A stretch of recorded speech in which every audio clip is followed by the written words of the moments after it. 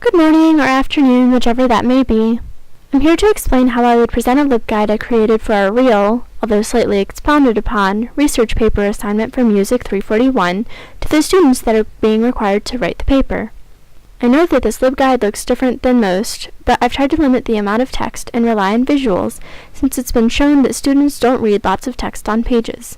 Some areas on this LibGuide, though, are still text-heavy. I'll be working on ways to correct this in the future. First, I will do a brief run-through of the tabs of the LibGuide, emphasizing the fact that the tabs are arranged from most helpful to least helpful. On the home page, features that I will discuss are the instant messaging widget, noting that this provides 24-hour access since IMs go to my phone, and the email and Facebook buttons in case they don't need immediate help. Someday I'll be turning this home tab wall of text into a more helpful video. The JSTOR tab is where I will be concentrating most of my time. I'll point out that when clicking anything that leads to a database or something in the library's sources, they'll probably be prompted for their UB username and password. For reasons that I'll explain later, I'll be using possible collaboration between Thomas Morley and Shakespeare as an example subject when demonstrating the features of this guide. For each searchable resource on the LibGuide, I'll be doing a quick search for keywords on the topic and explain the filtering features and ways to narrow the hits on the results page. I'll also inform them that the annotated screenshots can be used as memory joggers. I'll then move on to the More Articles tab. I'll briefly explain just what Article Plus is searching, and then mimic the same search with Articles Plus as I did with JSTOR search, pointing out the language, subject, and full-text features, as well as the repeat articles that we already found with JSTOR.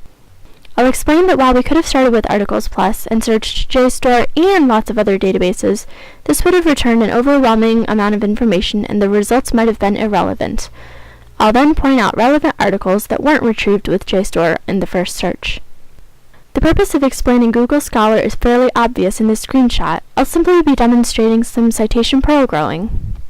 I won't spend too much time showing students how to search for books. As you can see here, I explain how to find them with the search below, and that they can look at the physical shelves to find more in the general subject range. The Encyclopedias tab gets almost no coverage time, but I'll point out that it's useful to know where to find generic articles in case they need them. I won't spend a lot of time explaining the use of the citations page to the students either, but I'll do a brief run-through so that they have mental context to refer back to for citation questions. Now, I'm a very intense fan of active learning. I feel that having students create, work through, analyze, and think critically about materials is one of the best ways for them to retain learning. In order to use active learning for this 30-minute session, I'll be distributing a handout at the beginning of the session, and I'll limit my lecture to 15 minutes. I'll let the students know that I'll be using the same example searches as are on the worksheet, and they'll be completing the handout after my lecture, but that it's strategic to fill in as much as possible during my lecture to save time, so that they do not have to spend as much time recreating their memory of what I said and figuring it out all over again. The motivation for completing the worksheet will be a bonus 1 to 4 points on the final paper, depending on the quality of fulfillment and the instructor's preferences. My rationale is that the students will be heavily focused on what I'm saying the first time, and the important information will be somewhat retained. Then, as you're going over the worksheet after the lecture, points that were strongly retained will be reinforced, points that were partially retained will become clarified through analytical thinking and focused attempts at recalling what has been said, and anything that was missed will be gained through hands-on learning. Even though some of the text in this LibGuide still needs to be condensed, I did, however, want to be careful to include text for those who preferred learning through reading, as well as graphics for visual learners.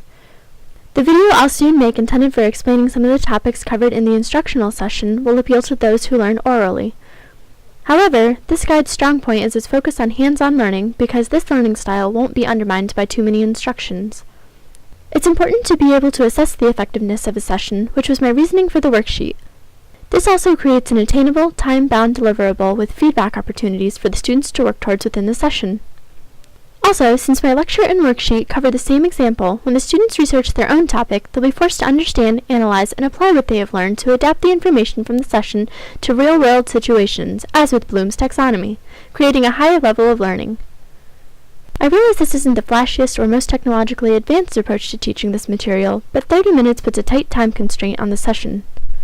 The session will still cause a high level of retained information, attainable by many types of learners, and will send the students in the direction needed to satisfactorily complete the research assignment. I hope this has been enlightening and will give you good insight into my information literacy skills. Have a great day!